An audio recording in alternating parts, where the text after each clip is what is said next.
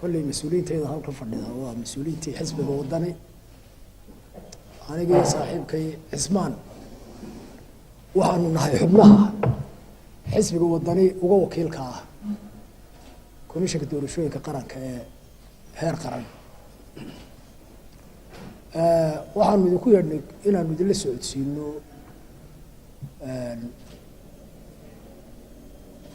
xidhiidho kolley na dhex maray commissionka iyo halka imanka wax marayaan iyo tallaabada dee nala gudboona markaanu dee nala habboon inaanu qaadno xubnaha iyagan commissionka uga wakiilka ah xisbiga inta badan loo yaqaan task force-ka oo ka mid ah laba xubnood oo saddex xisbiba ay ku leeyihiin komishanka doorashooyinka qaranka waxaanu idinku yeedhnay inaanu idiin caddayno shalayto iyo doraadba guddoomiyaha xisbiga wadani ahna musharaxii madaxweynuhu wuxuu yimid komishanka doorashooyinka qaranka ayuu yimid xaalado badan oo cabasho leh saamayn tabarna ku yeelanaya doorashooyinka ayuu musharaxu kala hadlamay komishanka doorashooyinka qaranka shalayna waxay codsadeen in qoraal lagu soo gudbiyo cabashooyinka iyo waxyaalaha uu xisbigu ku codsanaya dee in la yeelaba wuxuu ku gudbiyey qoraal rasmi ah ayuu ugu gudbiyey komishanka waxaa ugu sii weyneed gobolka marood jeexsiiba degmada gebile tirinta codadka iyo xaaladeeda guud oo ma garanaysa runtii aada ugu hadlay musharaxu qoraalkana aanu ku sheegnay iyada iyo qeybo kale oo kamid ah gobolkaba arrintaasoo ilaa imaka komishankii doorashooyinku qaranku tallaabo uu ka qaaday aanu ku soo celinin dee musharaxii hawshiina ay sidii u socotay annagoo ah commissionkii dee xubnihii ee u matelayay xisbiga laftayda dee wax war ah oo nalaga siiyey oo la yidhi ku wargeliya xisbigii sidaa ma jirta ilaa saacadda aynu joogno sidaa darteed waxaa nala habboonaatay oo nala gudboon inaanu dee ku celino mas-uuliyiintii xisbiga siiba musharaxii xisbiga ahna guddoomiyihii xisbiga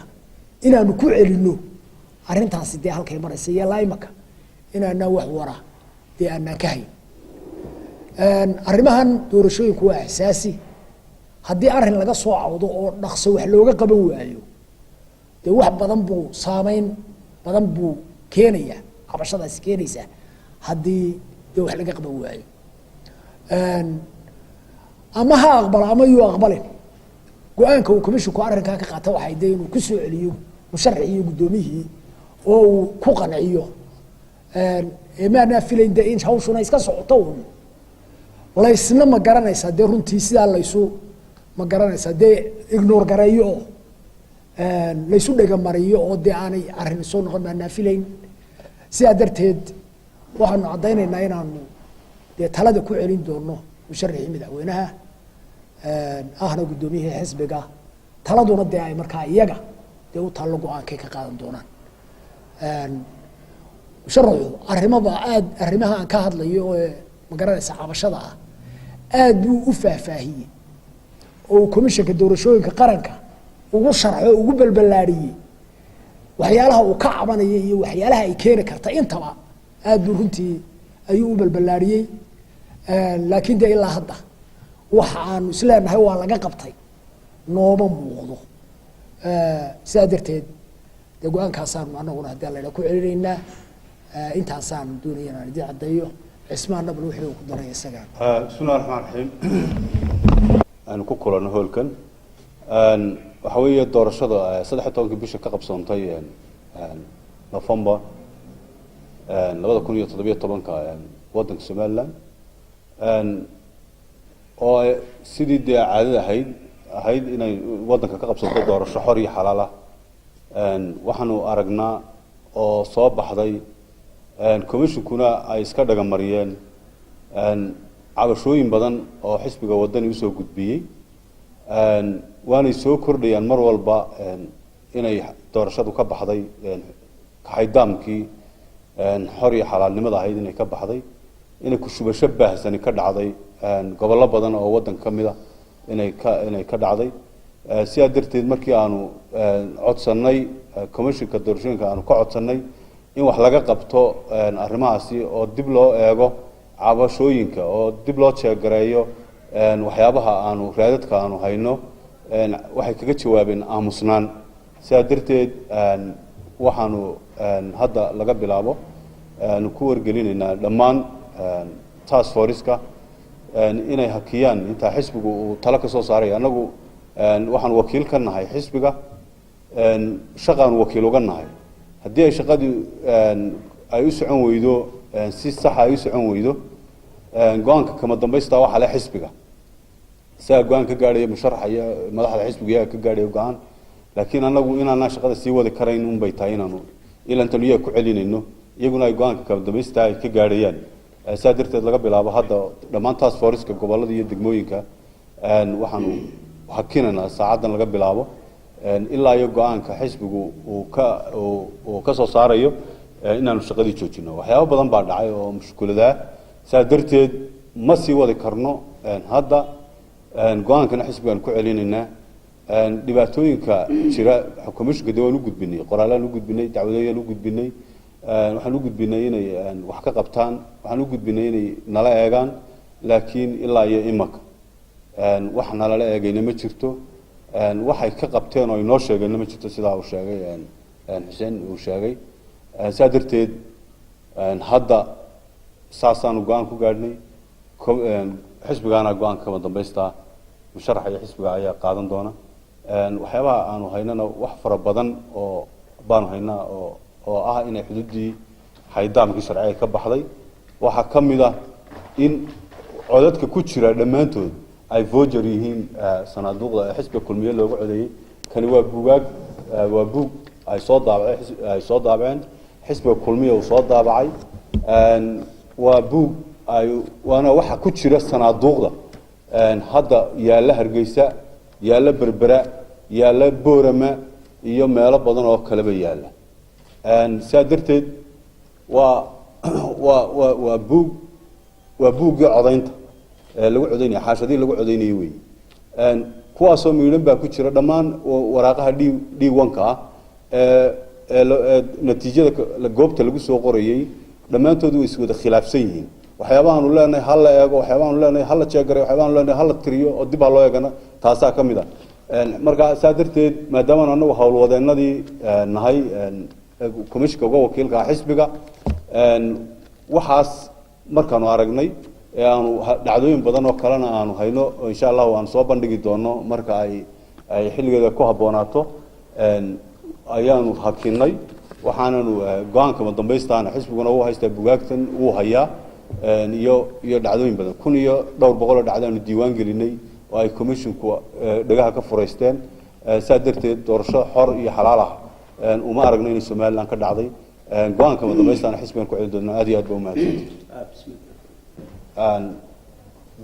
gobolkan Maroodi Sheekh qaybihiisa kala duwan baan u gudbinay in qoraalka iyaga ay ku salaysnayd waxa kale oo u gudbinay maadaama mushkilada dhacday 40% in la jeegareeyo sanaaduuqda gobolada in la dib loo tiriyo oo si random loo eego marka si mushkiladan ay aanu aragnaa markiiba sanduuqa goobta koowaad iyo goobta labaadba way ka soo baxaysaa markay cadaato marka la arko inay mushkiladu jirtana waxay keensanaysaa in dib loo tiriyo dhammaan codadkii dib loo tiriyo si ay u soo baxdo codkii xalaasha ah u soo baxdo waayo xeerku wuxuu dhigayaa haddii waraaqo ka duwan waraaqihii loogu talagalay codeeyuhu ay ka soo baxaan waxa weeyaan waxa laga saaraya waraaqaha baadilka baa laga saaraya kadibna natiijadu waxay noqon doontaa waraaqihii saxda ahaa ee loogu talagalay codbixinta ayay noqon doontaa laakiin kambanigii horena waan uga hadalnay commissionka waanu gaadhsiinay marka horeba inaanu concern ka qabno kambaniga waraaqaha soo daabacay Abu Qurayb inaanu concern ka qabno commissionku way ogaayeen haddana kambanigii waraaqaha soo daabacay baa kuwana soo daabacay oo laga soo daabacay kambanigaasina waxa weeyaan waa kambani imaaraadka laga leeyahay imaaraadka iyo xisbiga kulmiye xiriirka ka dhaxeeya waa ogtihiin in Soomaaliland ba uu iibsaday kadibna uu haddana ku dacmiyay inuu arrin qorshahan ay tahay qorshihii uu ay markii hore wada galeen ay isla gaareen inuu tahay magacaygu waa Petr Kosa Area TV ayaan ka socdaa arrinta shirkiina jiray miyaan loo arki karin markii la filayo dhawaanay commissionka ku dhawaaqaan natiijada ugu dambeysay inaad u aragtaan in si laydinka horeeyo oo aad ku khalkhalineysaan arrinta natiijada ku soo saaray waxa kaliya aan doonayaa waxa weeyaan inay doorashadii dhacday natiijo sax ah ay soo baxdo komishanka doorashooyinka qarankuna uu ku dhawaaqo natiijo sax waxa aanu diidanaynaa waxa weeye in lagu dhawaaqo natiijo sax ma inta natiijaba la gaarin mushkiladda taala ayaan leenahay waxa laga qabto si ay u soo baxdo natiijo sax ay u soo baxdo anagu natiijo sax ah waa tan doonayno laakiin waxaanu ka hadlaynaa wixii khalkhale ee ku yimid doorashada in laga saaro si natiijo sax ay u soo baxdo laba hadaba kala duwan tilmaamtana doctorku tilmaamay isagu in commissionku bixiyeen si khaldan uga baxday adiguna inay imaaraadku bixiyeen arrintaa badadka ugu yeeras buuggan aad arkaysaan waxa weeyaan waa buug dhammaantii xaashadiisu serial numberkiisu ay isku mid yihiin marka waxa weeyaan komishanka doorashooyinka qaranku buugaagta iyaga gacanta ku hayay muunada iyo waxa buugga uu ka kooban yahay iyo featureska buuggu leeyahay komishanka doorashooyinka qaranka gacanta ku hayay buugga lagu codaynayo marka buuggana waa buug la soo diyaariyey oo lala soo diyaariyey buugaagtii komishanku ay soo daabaceen marka kulmiye yaa gaadhsiiyey buuggan inuu kulmiye soo daabaco yaa gaadhsiiyey marka waxay noqonaysaa in shuraaka xoogi ay ka dhacday bay ay dhacay